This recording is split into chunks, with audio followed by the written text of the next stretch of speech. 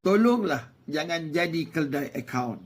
Kalau akaun bank anda dipinjam, anda sebenarnya dah jadi keldai akaun. Jangan jadi keldai akaun. Tolonglah. Ramai rasa ini perkara kecil.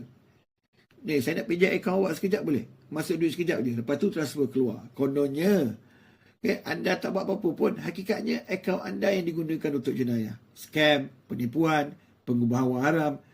Nama anda yang ada dalam sistem. IC anda yang direkod. Akaun anda yang dikesan polis. Bila polis datang, anda yang kena tangkap dulu. Bukan orang yang guna akaun anda. Lebih teruk, ramai yang jadi akaun keldai ni. Keldai akaun ni sebab apa tau? Nak duit cepat, terpengaruh kawan, takut tolak pertolongan atau tak faham risiko. Ada yang sanggup bagi kad ATM, nombor PIN, akses internet banking lagi dibagi. Ini bukan tolong kawan, ini rosakkan hidup sendiri. Sekali anda terlibat, akaun boleh dibekukan. Nama boleh disenarai hitam. Susah nak buka akaun baru. Nak buat loan pun tak boleh. Nak kerja pun susah.